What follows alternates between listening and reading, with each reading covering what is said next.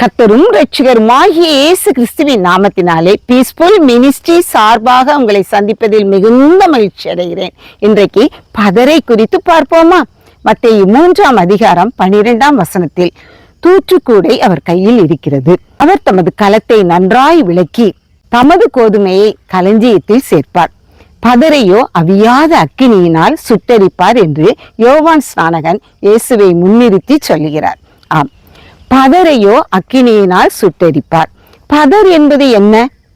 விவசாய நிலத்துல விவசாயியானவன் தன்னுடைய நெற்பயிர் அறுவடை காலத்துல களம்னு ஒண்ணு உண்டாக்கி, ஏன்னா மற்ற இடங்கள்ல நெல்லை நம்ம தூற்றி அதை எடுப்போம், ஆனால் மணலுமாக காணப்படும், அதை பிரித்து எடுப்பது மிகவும் கஷ்டம். அதனால ஒரு குறிப்பிட்ட பகுதியை நன்றாக சுத்தப்படுத்தி அதுல தார்பாயை நன்றாக விரித்து, அல்லது தார்பாய் விரிக்காமலும் கூட நெற்பயிர் என்ன செய்வாங்க, அறுத்து அந்த கதிர்களை அப்படியே கொண்டு வந்து அதை என்ன செய்வாங்க, அந்த இடத்துல அவங்க அடிச்சு தூத்து அந்த நெற்பயிர் தனியாகவும் பதர் தனியாகவும் பிரித்து எடுப்பாங்க.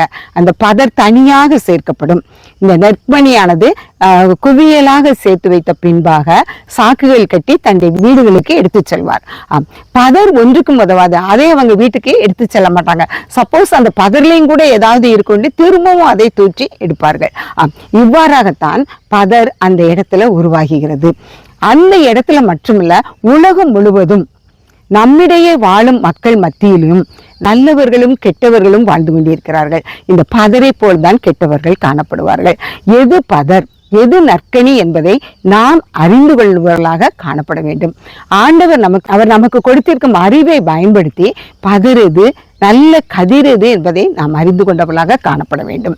ஆண்டவரும் கூட நம்மை படைத்து அவருடைய களஞ்சியத்தில நம்மை சேர்ப்பதற்காக இந்த பூ உலகத்துல நம்முடைய ஆவிக்குரிய வாழ்க்கையில நம்ம பதராக காணப்படாத வண்ணம் நல்ல கதிராக காணப்படுவதற்காக அவர் நம்மை பிரித்தெடுத்தவராக காணப்படுகிறார். பதரை சுட்டெரிக்கிறார், நம்மை சுத்திகரிக்கிறார். இந்த சுத்திகரிப்பான நிலையும் இந்த சுட்டெரிக்கிற நிலையும் நம்மிடத்தில் காணப்பட்டால் மாத்திரமே நாம் களஞ்சியத்தில் சேர்க்கப்படுகிற பிள்ளைகளாக காணப்படுவோம். தூற்றுக்கூடை அவர் கையில் இருக்கிறது. அவன் அல்லோரையும் தீயோரையும் அவர் பிரித்தெடுக்கிறவராக. கொரிந்தியர் 7:1 சொல்லியபடி, இப்படிப்பட்ட வாக்குத்தத்தங்கள் நமக்கு உண்டாயிருக்கிறபடியானால் பிரியமானவர்களே, மாம்சத்திலும் ஆவியிலும் உண்டான எல்லா அசூசியும் நீங்க நம்மை சுத்திகரித்து கொண்டு பரிசுத்தமாகுதலை தெய்வ பயத்தோட பூரணப்படுத்திக்கிடுவோம் என்று பவுலப்போஸ்தலன் கொரிந்து சபைக்கு சொல்கிறார். நம்மை பரிசுத்தமாகுதலுக்காக தெய்வ பயத்தோட நம்ம என்ன செய்யணும், மாம்சத்துல நம்ம என்ன செய்யணும், நம்மை அசுசிப்படுத்தாத வண்ணம் சுத்திகரித்துக் கொள்கிறவர்களாக காணப்பட்டா மாத்திரம்தான் அவருடைய களஞ்சியத்துல, அவருடைய பரலோக ராஜ்யத்துல நாம் பிரவேசிக்க முடியும். அப்படிப்பட்ட சூழ்நிலை நம்மிடத்துல காணப்படுவதற்கு ஆண்டவருடைய கரத்துல ஒரு தூற்றுக்கூடை காணப்படுகிறது. என்ன தூற்றுக்கூடை?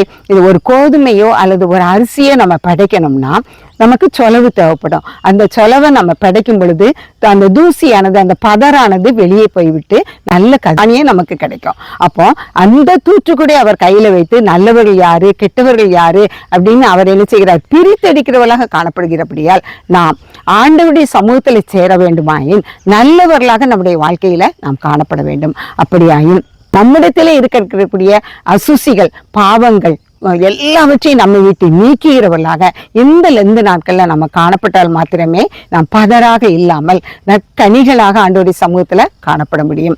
பதரையெல்லாம் கூட்டி சேர்த்து அக்கினியினால் சுட்டெரிக்கப்படும் என்று சொல்லப்படுகிறார். ஒரு நல்ல விதையானது, கோதுமை மணியானது, அது நல்ல பலன் கொடுக்க வேண்டுமே ஆனால் அது பூமியிலே செத்ததே ஆனால் மாத்திரமே அது மிகுந்த கனிகளை கொடுக்கக்கூடியதாக காணப்படும்.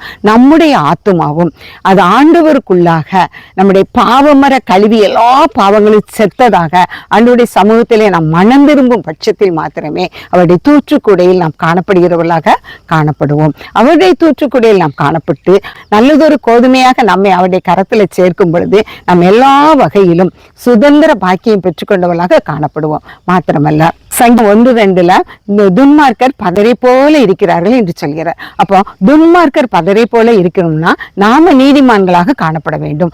நாம துன்மார்க்கரை போல பதரை போல காணப்பட்டோம்னா ஆண்டவருடைய சமூகத்துல சேர முடியாது. நம்ம அக்கினியினால் என்ன செய்வாரு, எரித்து தள்ளப்படியதாக நரகத்துக்குள்ள நாம் தள்ளப்படுகிறவர்களாக காணப்படுவோம். அந்நாட்களில் ரட்சிக்கப்படுகிற அனைவரும் சபைகளில் சேர்த்துக் கொள்ளப்பட்டவர்களாக காணப்பட்டார்கள். நீதிமான்களையே ஆண்டவர் விரும்புகிறார். ரட்சிக்கப்படுகிற ஒவ்வொரு மனம் திரும்புகிற ஒவ்வொரு பாவி நிமித்தமும் பரலோக ராஜ்யம் சந்தோஷப்படுகிறதாக காணப்படுகிறபடியால் நாம் நற்கனி தரும் நல்லதொரு கனியாக காணப்படுவதற்கு நம்மில் இருக்கும் பதறையெல்லாம் அகற்றுகிறவர்களாக, நம்மில் இருக்கும் பாவ அசுசியான காரியங்கள் எல்லாவற்றையும் நாம் விளக்குகிறவர்களாக காணப்படும் பொழுது கர்த்தருக்கு பிரியமான பிள்ளையாக நாம் காணப்படுவோம். இந்த தவச நாட்களில் நம்மை நாமே நிதானித்து பார்ப்போம். ஆண்டவர் தாமே இந்த வார்த்தைகளை ஆசீர்வதிப்பாராக. ஜெபம். எங்களை அளவில்லாமல் நேசிக்கிற அருமையான தகப்பனே, நன்றியோடு துதிக்கிறோம்ப்பா. நாங்கள் பதரை போல் அல்ல ராஜா. அப்பா, நாங்கள் நல்ல ஒரு விதையாக, அப்பா, நல்ல அறுவடை செய்த நல்ல ஒரு மணியாக, நல்ல ஒரு கோதுமை மணியாக உடைய கரத்துல, உடைய களஞ்சியத்துல சேர்க்கப்படுகிறவர்களாக காணப்பட எங்கள் ஒவ்வொருவரையும் நீர் பக்குவப்படுத்தும்பா. நீரே எங்களுக்கு ஆதரவும் தேர்தலுமா இரும். எந்த நாட்களிலாவது நாங்கள் எங்களை பரிசோதித்து உடைய சமூகத்துல இன்னும் கிட்டி சேர எங்கள் ஒவ்வொருவருக்கும் நீர் உதவி செய்யும். எங்களை தாழ்த்தி உடைய கரத்துல ஒப்புக் கொடுக்கிறோம். நீர் பொறுப்படுத்திக்கொள்ளும், வழி நடத்தும். இயேசுவின் மூலம் ஜெபங்களும் நல்ல பிதாவே. ஆமேன், ஆமேன்.